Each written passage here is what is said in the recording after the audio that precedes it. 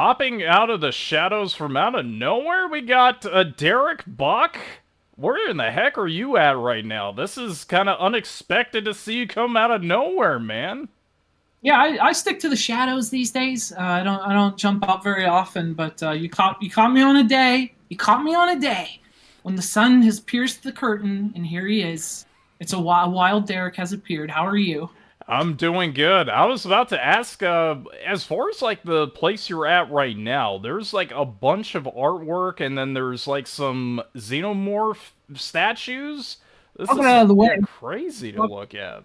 Alien is my favorite movie, and so I just have a bunch of these are actually from the Alien prequel, Alien Covenant. Oh yeah. David, yeah, David the android has like a fucked up room where he has all these like experiments that he's sketching and stuff. Oh So that's nice.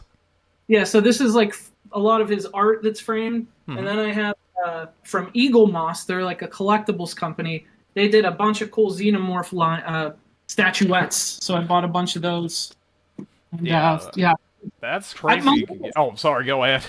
that's okay. My goal is for when people enter my home, they feel like they're walking into David's lair, and that no, now their life is in danger. That's obviously my goal.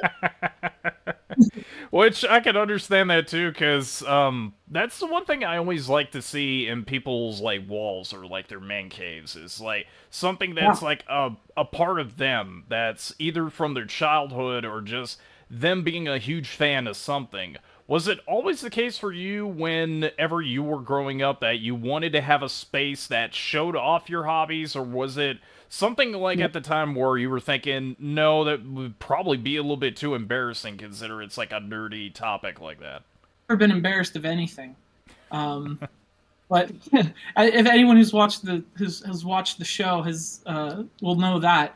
But no, I mean I remember when I was a kid, um, I was probably 10 years old, and my favorite show growing up, and still probably the singular most influential piece of media on me ever, was the Ren and Stimpy show. Oh, yes. Uh, and so when I was like 10, they released a Ren and Stimpy postcard book. Um, and it was just like a book of postcards that you could tear out and send to people. Um, and it was just still frames from the show. And I remember I got this postcard book for Christmas, and I said, I'm keeping this because one day I'm just going to frame these in my house, right? Hmm. Like these are, I'm not sending these. These are gold. This is gold. I'm keeping these. And I actually kept that postcard book my entire childhood, all my teenage years, all through college. And when I had my first apartment as a grown up, that was one of the first things I did was I framed those postcards and put them on the wall.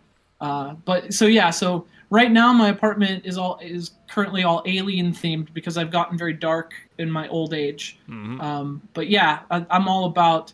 I mean, tasteful. I'm not just gonna throw up like a poster. I have a theory that if you put it in a frame, it's adult now.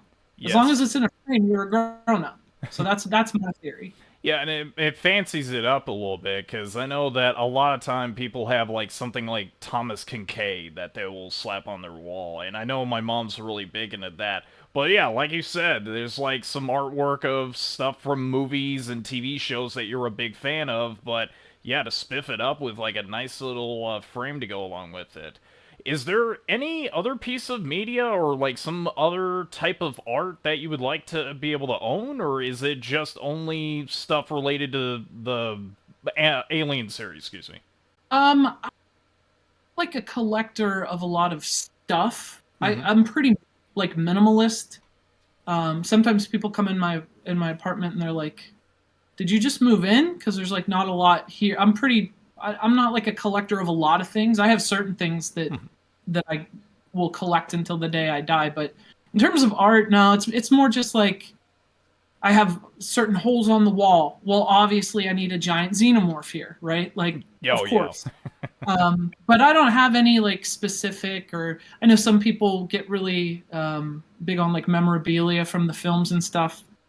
I'm just sort of more, for me, it's more just about images and things that inspire me and things that make me feel like my favorite movies and TV shows and things like that are just comforting to me. So as like horrific as this stuff looks, weirdly it's like comforting to me when I see a giant xenomorph about to rip my face off. I'm like, oh, I got home after a long day. Now I can just vibe. That's sort of the utility of art for me, at least. Vibe through mutilation. That's something we never hear anybody talk about on the show before.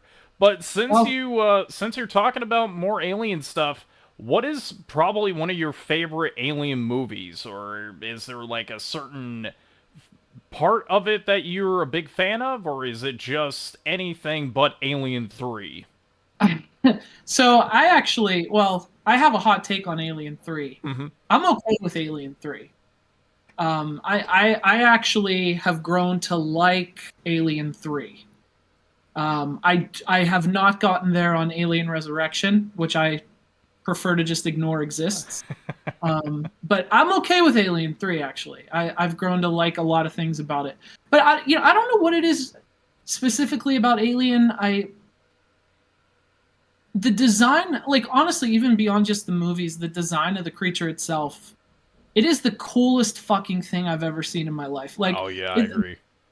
it is like so beautiful and yet horrific and intricate, and yet primal. Like it's like this contradiction of things. Mm-hmm. And I remember seeing like the Giger work. He's the artist that designed Xenomorph, for those who don't know, and just being like the first time you see it as a kid, you're like, I shouldn't be looking at this. This is like, I feel like I'm gonna get in trouble if you know what I mean? There's like this forbidden quality to it. Yeah. So I was just sucked into the art of Alien right away. And then, when I started to actually watch the films, I mean, the first two Alien movies are about as perfect as their genres get. Mm-hmm. And that's the other cool thing about Alien is like each movie is kind of a different genre. Like the first one is this like sci-fi horror movie. The second one is this sci-fi action movie. Like they all try to be a different thing, and yet they all feel alien. I don't know. There's just hot take again. I love the prequels. I think the David character is fascinating. Is probably my favorite character in the whole series.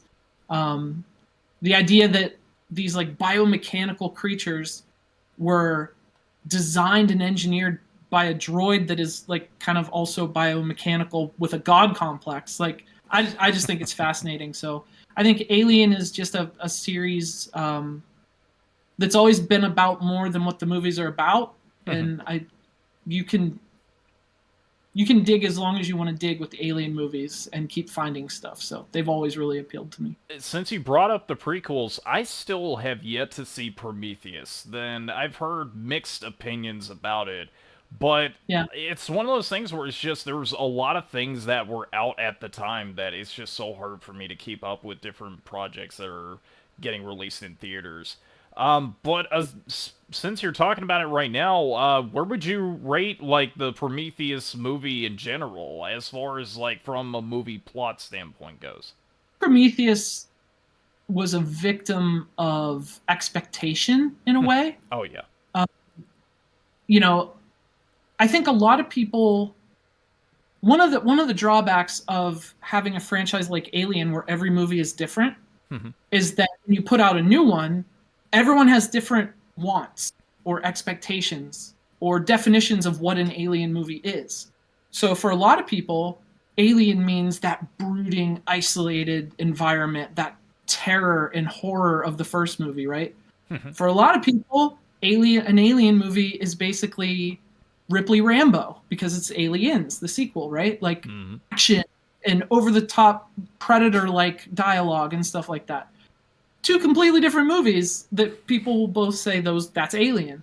So I think Prometheus came in and both of the prequels actually are like trying to tell this like it's making this commentary on like religion and creation, and it's this really like deep story that's using the xenomorphs as a metaphor. And I think a lot of people went into Prometheus and went, yo, I just wanted a xenomorph movie.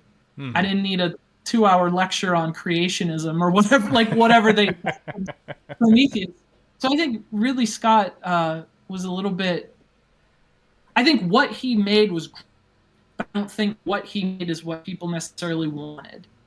So if you can get on Hmm. board with Prometheus and Alien Covenant as being very different types of alien movies, they're great for what they are.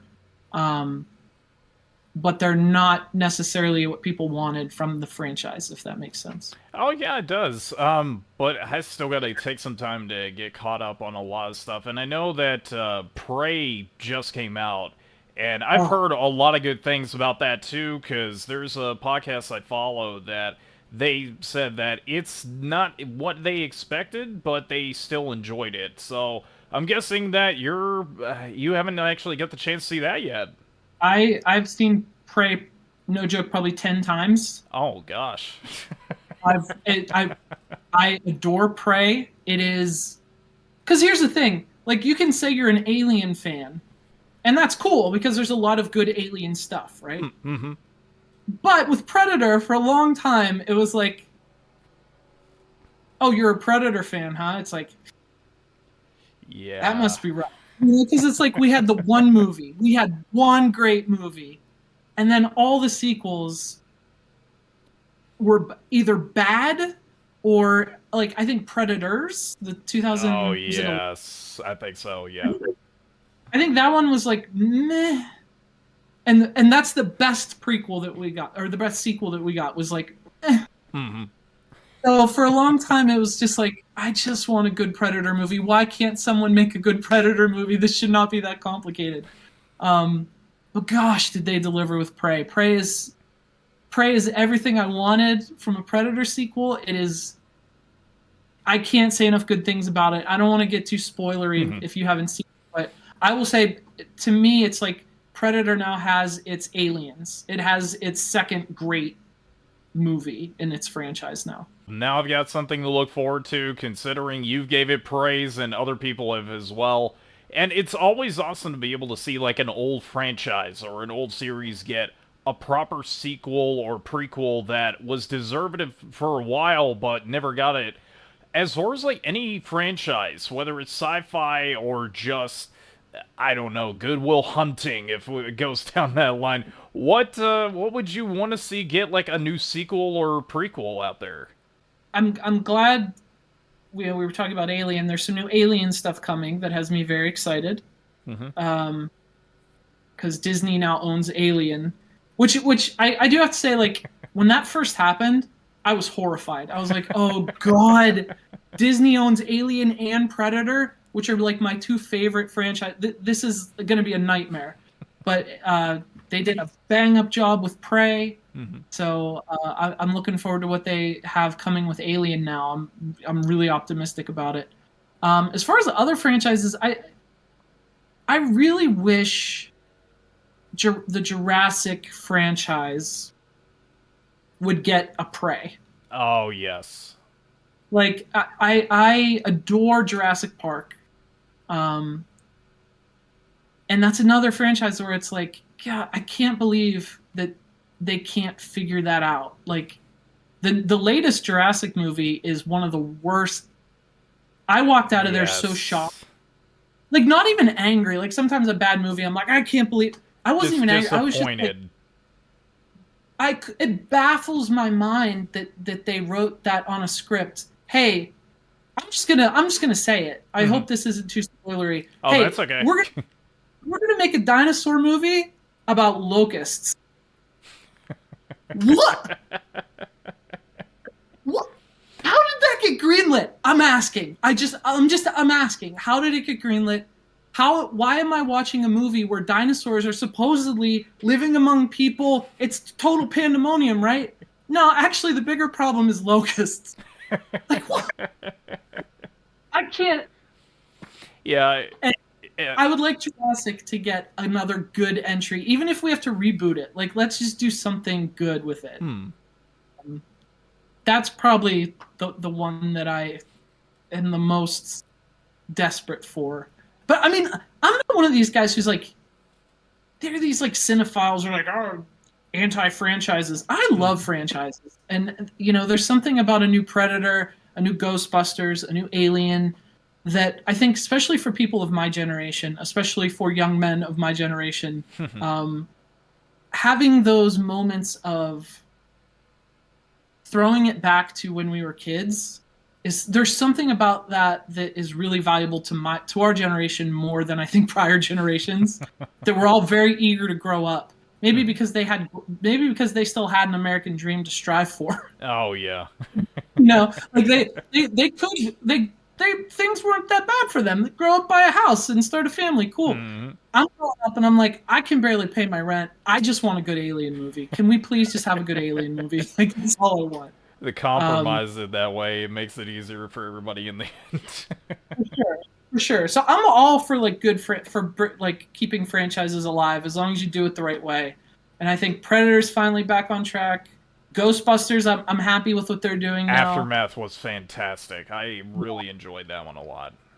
Yeah, I thought that was really good. So I'm happy with that. The one thing that you said about the new Jurassic World, and I was excited about it coming out because it's like it's the old scientists that are coming in to be a part of this, and it's like a clash of two generation of Jurassic Mhm. people. And the one thing that really confused me, and it's like I started to get irritated by, and this is also spoiler territory, and as for anybody who wants to watch, maybe go about 4 minutes into the future, when the canister came back. I'm going to stop you right there. Okay. Don't worry about spoiling this god awful movie for people because if you haven't seen it, you're not even going to. But even if we told you the whole plot, you wouldn't believe us anyway. So I'm going to go ahead and say we shouldn't have to worry about spoiling Jurassic World because nobody cares. Is that's just my thought on the matter. Continue. That's okay.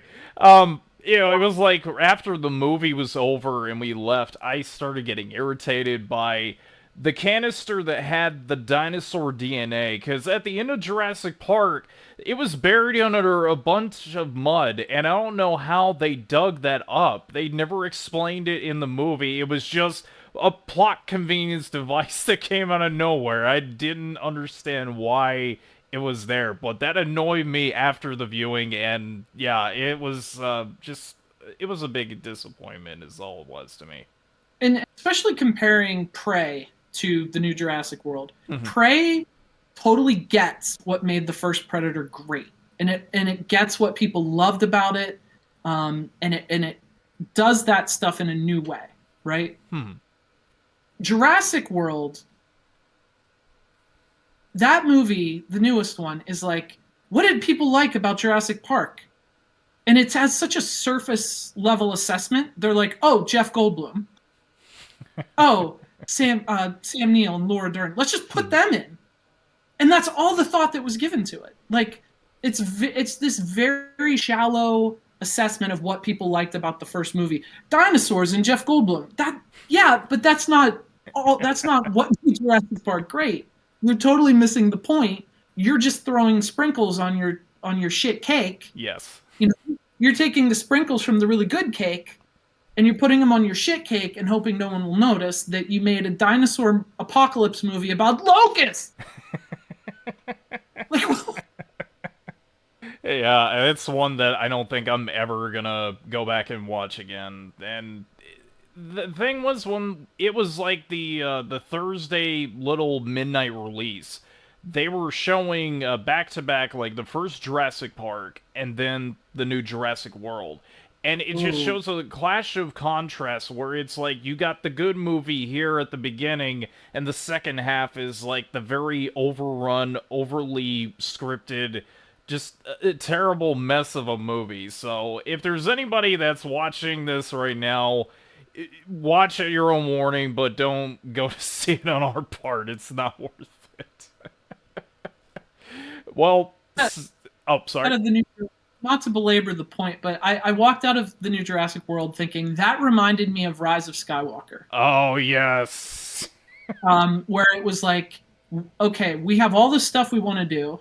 Let's just throw it all together. It doesn't need to flow. We can just have a bunch of random stuff thrown together, and since it looks cool, people will like it. Hmm. That's what it felt like to me. It had no like narrative structure. There was no payoff. There was no part where things make sense. And then it wasn't until afterward that I was like, oh, Colin Trevorrow did both movies. Mm-hmm. Like the same guy he wrote one and directed the other. In any case, his fingerprints are on both, and then it made total sense to me. Yeah. This guy, I don't know why Hollywood. I don't know. I don't know how he got the job, but he shouldn't get another one because it's really bad, dude. Like, I don't know and I don't know why. At least I had fun at Rise of Skywalker, even though it had like faults. I still had fun with it. I didn't even have fun with Jurassic World. Like, this isn't even fun. This is just.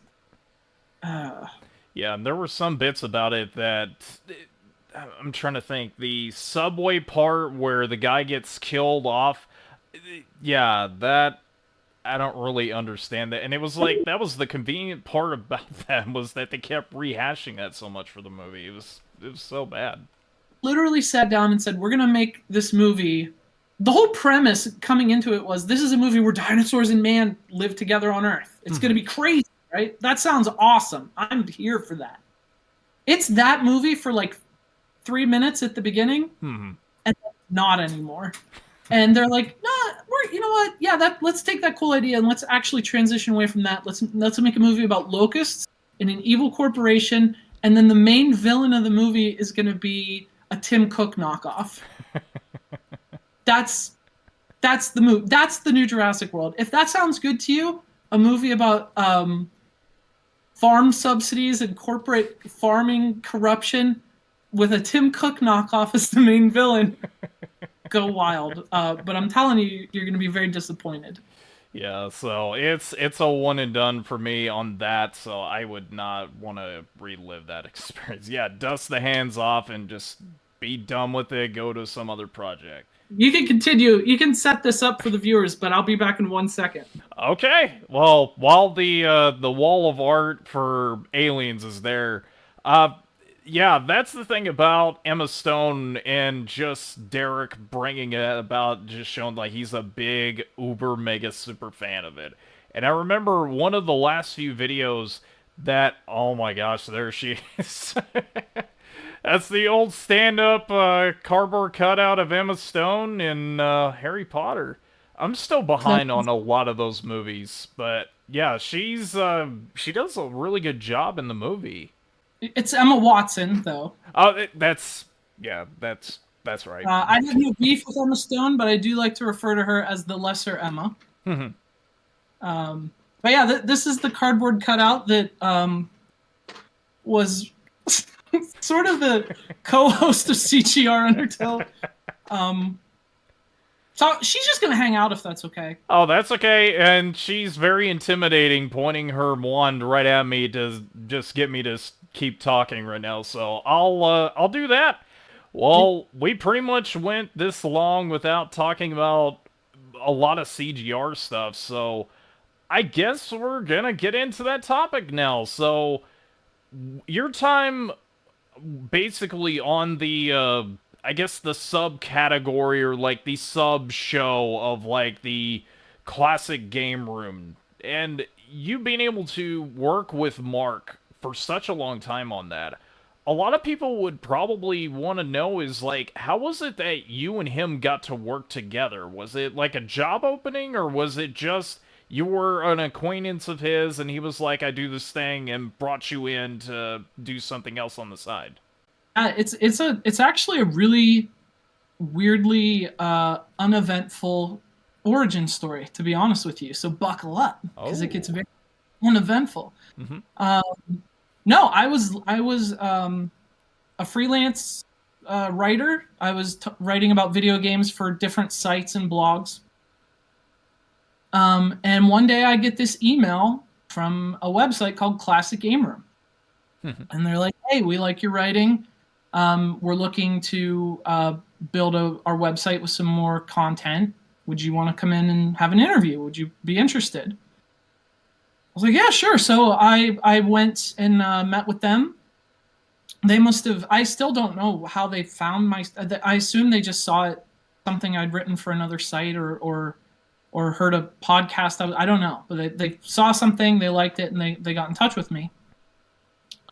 And the blasphemous thing to a lot of people is I'd never heard of Classic Game Room. I had no idea what it was. I came from like, this was right around the time I graduated from college, so I was a journalism major, and my whole thing was I'm a writer, and I'm just really proud of my writing. And so all of my freelance work was all written articles and written reviews and features and things like that. So they brought me in. So I wasn't familiar with like YouTube as a thing. I thought YouTube was just where people put videos of their cats. I didn't know there was like content being made on YouTube. So when I went to talk to them, they're like, yeah, we have this YouTube show, but we also want to build up our website as a destination for people as well, and we think you could help us with that. So I started writing for them, and it wasn't long. I mean, just a couple months of writing for Classic Game Room, and then in May of 2010, we launched CGR Undertow. They brought me in one day and said, hey, we like what you're doing, and we want to start a second. Basically, they wanted to expand Classic Game Room as like a network with different shows under the Classic Game Room banner. And Undertow was going to be the first one. And I was like, they were asking me if I'd be interested. And I had no background in YouTube. I had no background in video production. I was a writer. But of course I was excited for a new opportunity. So I went for it. And that's where we got started. Yeah, when the channel was going for a while, that it was always a different take on just the standard CGR videos. And it wasn't just you being a part of CGR Undertow. There was, I'm forgetting names because I'm really bad at my age when it comes to that. We had a lot of different reviewers come in on Undertow over the years, for sure. There were a lot of talent on there. Yeah, it was just so hard to keep up with it. But the one thing that I always looked towards your channel a lot was just the amount of videos you guys were uploading weekly. Sometimes it was like 2 uploads a day. Yeah. The creative process behind that, I would assume, is like just very mind-numbingly like processable. Like, it's hard to put into words. Whenever you guys were putting together content like that, what was the process that y'all did to be able to do that? Was it just a randomly picked out game or system, or was it just, hey, Mark wants you to do this for video, and you just guys put that together? So one of the things that sometimes people don't realize is that Classic Game Room was a small company. Mark was the face, but like there were a lot of people behind the scenes working at Classic Game Room. And so when Undertow started, I had bosses. I had people making decisions, right? Like, it was a job. It was my full-time job. And they felt like right out of the gate, they're like, we're going to grow this channel. And they wanted lots of content. Let's get a lot of content up there and really build a base of content to get new subscribers. So yeah, in the early years, especially of Undertow, when we were building, yeah, I did probably every week, between like, I would say 8 to 10 game reviews or videos a week for sure. Holy cow. Yeah, it was nuts, and it was hard for sure. But the process was kind of depended. It was kind of case by case. I did have kind of total freedom. Like if there was a game that came out that I wanted to do, we could do it.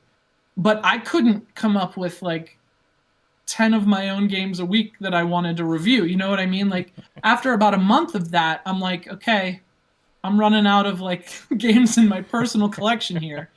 You know what I mean? Because we were doing so many.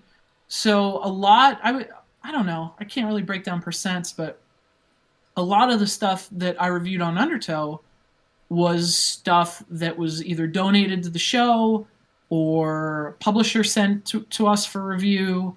I wasn't necessarily choosing to review Bratz the movie, the game. You know what I mean? Like it was not like I was like, God damn it, that's mine. I'm calling Bratz the movie, the game. No, that was kind of like, oh hey Derek, you're gonna review Bratz the movie, the game this week.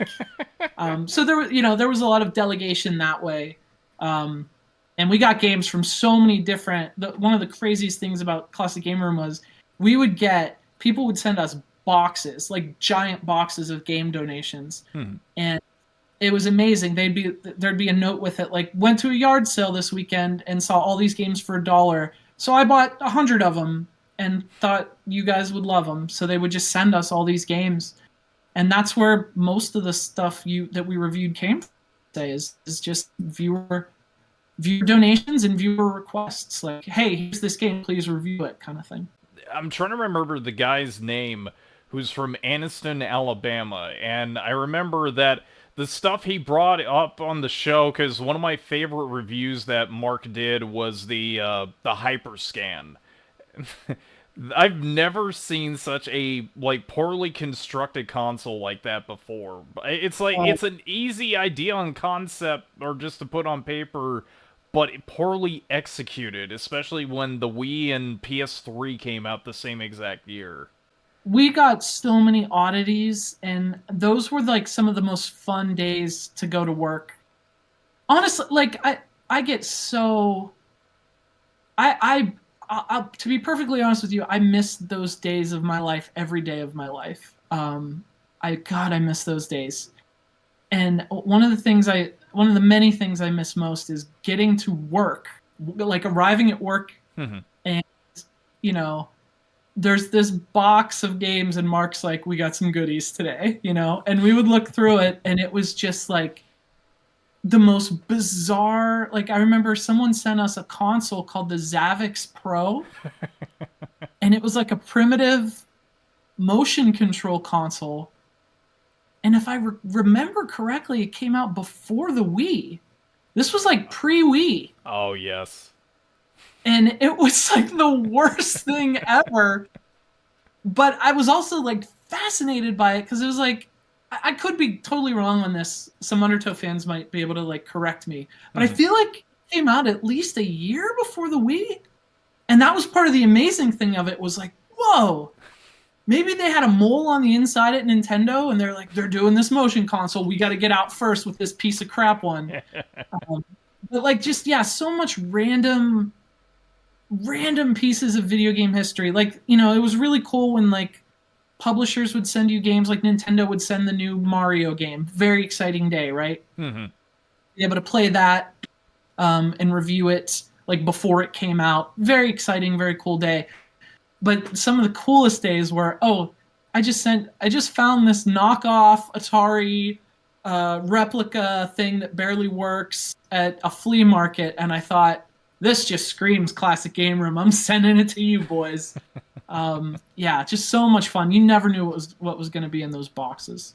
That was the other thing I was gonna ask since Mark has also been like one of the people to have like the creative aspect, I would assume, for certain characters like Jesus the coked up chicken.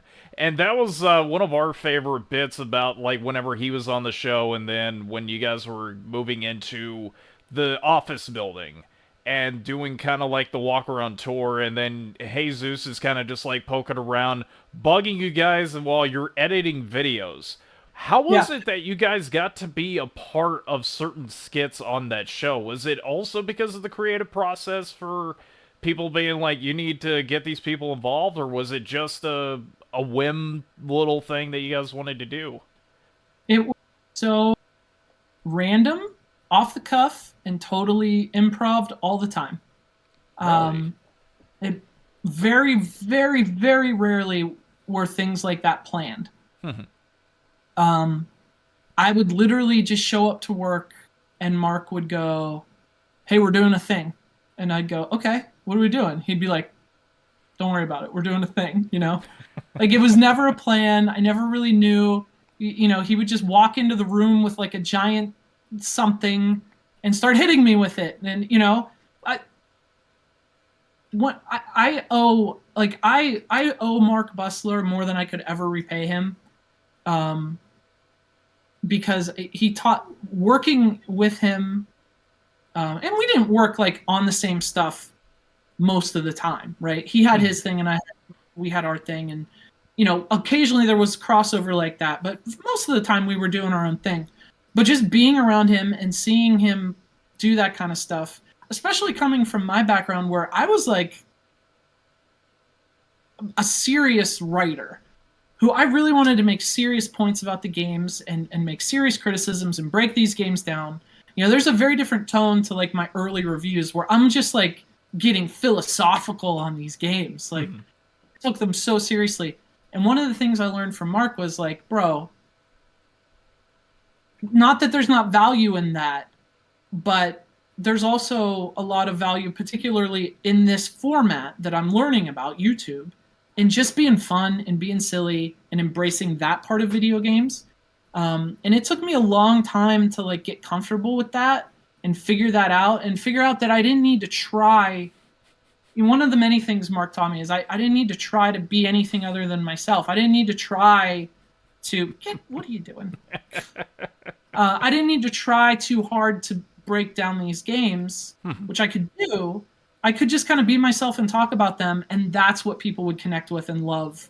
And once I kind of figured that out, and figured out YouTube doesn't necessarily, me writing a review and then reading it into the camera is not going to work on YouTube. And it took me years to figure that out, and Mark was instrumental and so immensely, in retrospect, so immensely patient with me Mhm. as I figured that out. Because it took me, I would say it took me at least 2 years to really figure out YouTube and be comfortable with it. Yeah, and it's crazy how much YouTube has changed since you guys no longer do CGR Undertow. That the amount of quality I've seen people come out with, where some usually get the idea of what is it? American Pickers, the show where they go out and film stuff. There's some people that do that now, and it's crazy because, like, back then, there was nobody doing that. It was either just video game reviews or it was just pickup videos. Have you seen how much YouTube has changed lately, or has it been you haven't watched anything on there lately? I'm pretty emotional to the point of my own detriment. Hmm. Uh, so I have a hard time once Undertow was gone. I kind of had to unplug. I stopped watching YouTube. I didn't, not that I, and to be honest, I didn't watch much YouTube even when we were rolling on Undertow, just because I didn't want what other people were doing to affect what we were doing, what I was doing. Hmm. I wanted what I was doing to be my own thing, different from what everyone else was doing. So I didn't want to like pick up any tropes or like, you know, I just want, I wanted isolated from what everyone else was doing to ensure that what I was doing was my own thing and was different.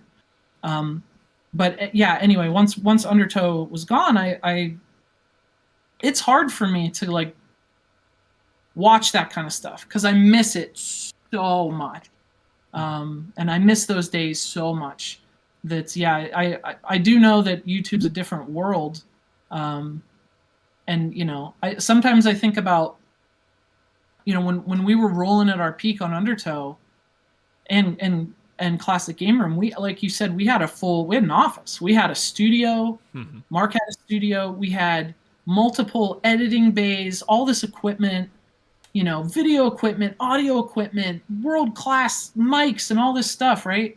Yeah. And now you can have like a phone and a tripod and achieve similar quality. Hmm. Like, and it's wild to me. It's a bit like, it's a barrier for me in terms of getting back out there and making content again, because in my head I'm like, God, I don't have all the resources I had at Classic Game Room. I wouldn't want it to look hack. I wouldn't want it to be a step down because like we had this like professional setting where I could do all this stuff. But then I have to remind myself sometimes like, bro, that was literally 10 years ago. And now if you have a phone, this shoots 4K. Like, Hmm. it's kind of a different world. And there's a lot of phones that include software that you could basically edit video on there now. And it's like you don't even need a PC to be able to assemble something for TikTok or Instagram. And yeah, it's wild to me that long time ago when you guys were just pumping out so much content for YouTube, and it's like now there's so many other platforms to be able to get stuff out there for in the palm of people's hands nowadays. Um, but since you were mentioning about how you miss it so much, when you guys found out that CGR Undertow and the Space Arcade was going to no longer be a thing anymore, when was the exact moment that you guys found out that that was no longer going to be the case for you guys anymore? The writing was kind of on the wall for a while. Um, at our peak, Undertow had, I mean, the Classic Game Room in general, we had like a pretty big staff of people working there. And we were successful enough that we could have all these people working there, you know? And as the years went on, you started to you just start to see like, oh, we have fewer people this year. Now we have even fewer people and even fewer people. And YouTube, you know, I didn't, I stayed out of the business side of it. um, I just wanted to focus on being creative, and I was afraid if I focus too much on what's getting clicks and what's getting views, it's gonna affect what I want to make. And I didn't do that. I thought I'm gonna let other people handle that know what they're doing with that, and I'm just gonna worry about making dick jokes. That's what I do. Like, you know. But you know, you could see things were starting to struggle, and then you know, there was YouTube's policies kept changing that kept squeezing us and squeezing us and squeezing us. And we tried a bunch of different things. I remember Mark tried, well, what if we get away from YouTube and we put all our stuff on our own website and host it ourselves? And that proved to be difficult to get people away from the YouTube infrastructure in that world. You know, they were YouTube subscribers, and it was hard to get them away from that to come see, oh, don't just go to youtube.com every day, also come to classicgameroom.com, right? That was an extra hoop that you know, was difficult for some people. So you could kind of see the writing on the wall. And by the end, I was the only one working on Undertow. I was the only guy doing stuff on camera, and I was also editing my own stuff at the end, which had not been the case for most of the show's run. There were actually video editors that I would kind of record the stuff, plan out a script, storyboard kind of thing, send it to the editor. They put it together so that I could already move on to the next thing. By the end, I was both creating it, I was both like coming up with ideas, creating them, and putting them together. So things really slowed down at the end, but it was what I had to do. And I remember I went in one day and they just kind of pulled me aside and told me, and it was a rough day. I don't think I realized at the time. I think a lot of it, there was some like denial a little bit for me. I was like, well, okay, but you know, it's gonna be fine. I'll just do this somewhere else, or I'll get a gig doing this somewhere else, and you know, and I'll be able to keep doing this. And that didn't work out. So, yeah, it was a really hard day, and so much of my life has changed since then, in such a way. You know, not to get too real on the show here, but you know, losing CGR Undertow and Classic Game Room was like the first loss in what would become a series of losses in my life. And yeah, it all kind of started with that, and it's still a thing that I don't know that I've really recovered from, because like I said, I still think about it. Not a day goes by that I don't think about it. Not a day goes by that I don't miss it. And that's why it's also hard for me to talk about it sometimes. And I think that's maybe part of the reason I stay in the shadows a lot, is because it's hard I'm a pretty emotional guy, and it's hard for me to talk about a lot. And I can understand that too, because there was a lot of things that I was a part of right around, I want to say, when Classic Game Room was really starting to blow up on YouTube, and that's when you guys started doing CGR Undertow. I was a part of a different community of people that, behind the scenes, they got very toxic, and it was like it kind of killed my passion of making videos. And I think I stopped making video content back in 2012, 2013, and I took like probably around a 7 year hiatus from it because it was like the more I thought about maybe make a video about so and so history of video games, and then I just thought to myself, is like I still have that burnout type Yeah. of like, in the back of my mind. It was just bothering me for a while. If you have the chance to possibly get to making something for YouTube again, whether it's just a personal passion project of yours or just a paid gig, would you be interested in doing something like that, or is that not a possibility for you anymore? Question that I think about again, literally every day. Um, and the answer is kind of complicated because if I knew, like, if something like Undertow would come along tomorrow, and someone would say, "Hey, I'll just come do this tomorrow, and you'll still be able to pay your bills. Like, you'll make enough money to pay your bills and stuff, but you'll be able," I would do that in a second. There is nothing there. Let me say, there is nothing in the world I would rather do. Nothing in the world I would rather do than like Undertow again. I would love to just do it again, if that were a thing. But it's not that simple, right? Like, it's not as simple as just walking into another full-time gig. Like Undertow, I was so incredibly lucky to be able to have something like that where it was my job. So every single day, all I thought about was Undertow stuff, jokes for Undertow, skits for Undertow, ideas for Undertow. And because of that, I was able to like immerse myself in it, right? Like I didn't have to worry about, I got work today, so I can't film stuff for the show. Like that was my work, so I did it every day. And I'm a very like, I have to go all in on something, And the idea in my head of like going back but just dipping my toes in, because I can't afford to give it all of my attention right now because I have a full-time job doing video elsewhere. To be able to like do that all day and then also try to like dip my toes back into that is a hard concept for me because like I don't want to just dip. I want to do it. You know what I mean? I want to just do that all day, every day.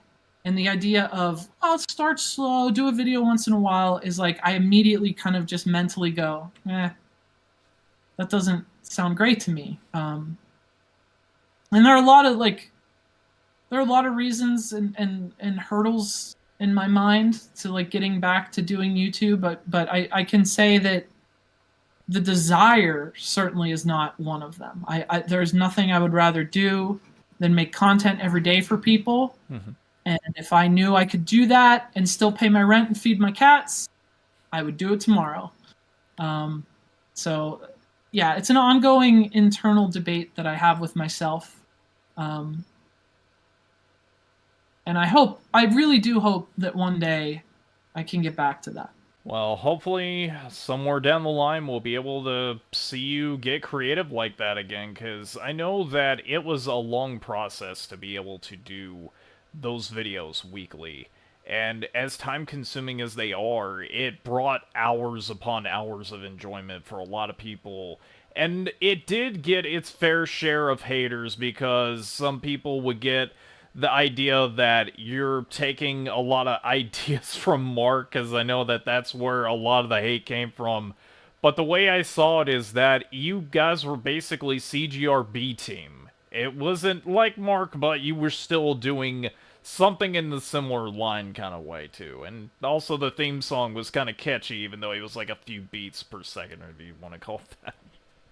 Yeah, I mean, the thing is, I know in the beginning,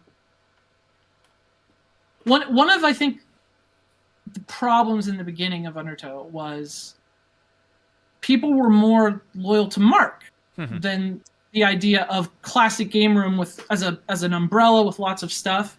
the first obstacle we kind of had to break through was like this idea that they were more loyal to just the one person. And that's how YouTube works, right? Like you get attached to a personality, and anyone new is just like, get this guy out of here. Especially like me, I could not be more different from Mark, right?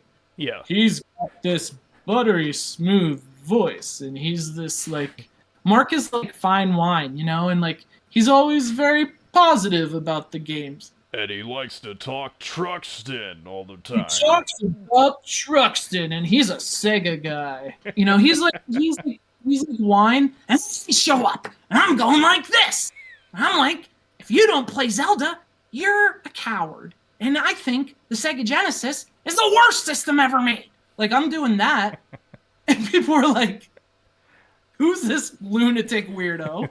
Like he's a Nintendo guy. Mark's a Sega guy. Mhm. He's shrill and loud. Mark is like this. Like we could not be more different in a lot of ways. So, but I think that's part of what made it work. Is like, if I was just Mark II, Electric Boogaloo,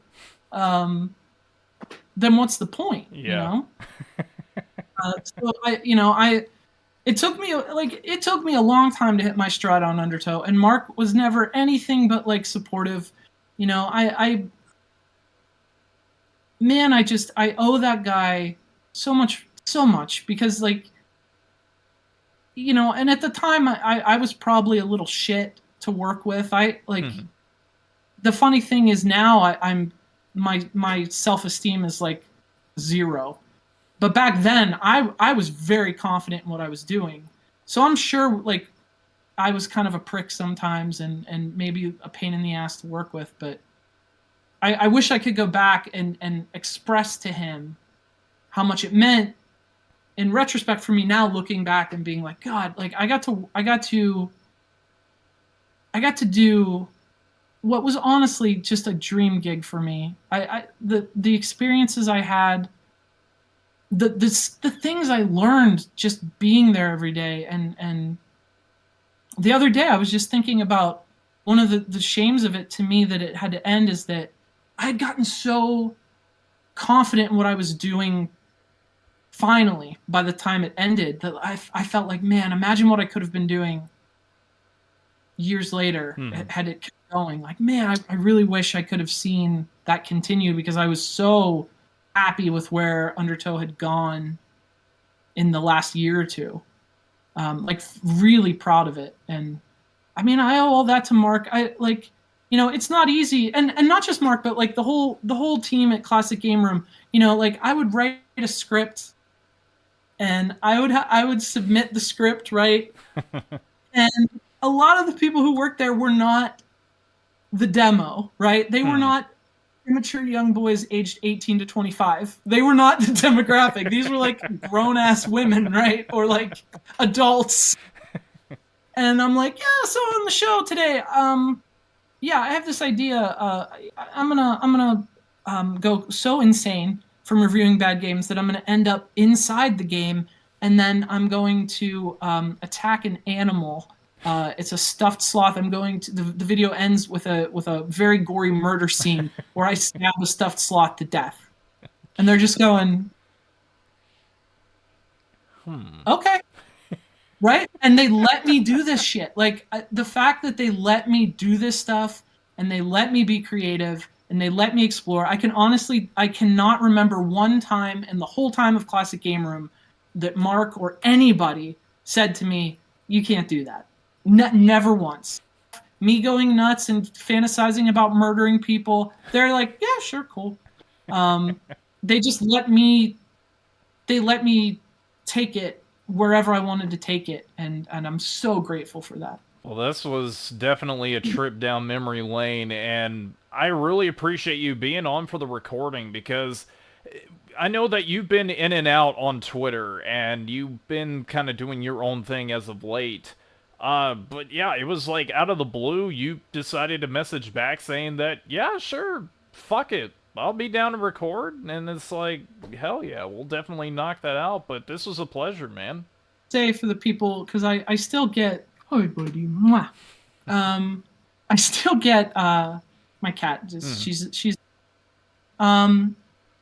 I get messages literally almost every day still from people on Twitter, on Instagram, reaching out about Undertow, and emails. Like people reach out all the time, and I almost never answer. And I would like to say that it's not because I'm an asshole or because I'm a dick or I'm trying to or I'm not appreciative, because I'm actually the opposite is true. I am immensely appreciative. Hmm.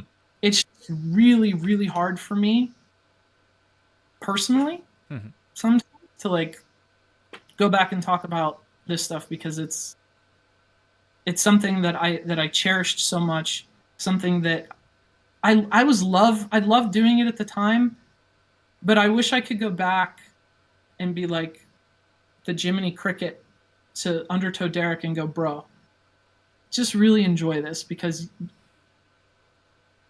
your life is never gonna be the same after this. Um, so if you send me a message, please know that I see it, and I love you for sending it. But it's just hard for me to open up about this stuff sometimes, because it is something that means so much to me and something that I miss so much. But Undertow, I mean, the experiences working on Classic Game Room was a dream. I got to some of the craziest shit. You know, I went to a wrestling show once, an indie wrestling show. I'll never Mm-hmm. forget this. And during the intermission of the wrestling show, there was a line of people that just wanted a picture with me. Like, Really? yeah, like there were like 6 or 7 people that had lined up. They waited for the intermission. I was in the front row, so I was kind of like visible. Mm-hmm. Um, Came over and wanted like, Wow. and they were everyone that I met, every letter I got. You know, there was a grad student in Australia who reached out to me because she told me that she didn't know what she wanted to do, and then she became an Undertow fan and was like, I want to do what Derek does, and she went into communication, and like hearing that stuff means so much Wow. I didn't deserve all of that came with Classic Game Room, and I'm so grateful for it, and I miss it every day. And so I genuinely, from the bottom of my heart, want to thank everyone who ever watched a video on there or, hit like. Thank you, because your support is the only reason I got to live my dream, and I will never be able to repay you guys for that. And that is good enough for a finale for this recording. That was top-notch billing message that you just gave to everybody, and I know my friend is gonna be jealous that I got to talk to you about this stuff, but holy crap. Derek, it was a pleasure to have you on for the recording. I don't know if there's gonna be a way to be able to get a hold of you later down the line, but if we ever do a follow-up recording, talk about whatever, I would love to have you back on again. Yeah, you can follow me on Twitter at Death by Derek. Sometimes, like I said, I kind of messy, in the old noggin these days. So sometimes I'm on social media, sometimes I'm not. It's I kind of bounce in and out, but that's where you can theoretically find me. So, and again, I appreciate you having me on the show. It is my treat being here. Thank you for having me. No, it's a pleasure. Once again, thank you very much, Derek, for coming on, and also to the scary Emma Watson that's in the back. I didn't say Emma Stone this time, it's Emma Watson. And that, oh my god, we're gonna end it right there.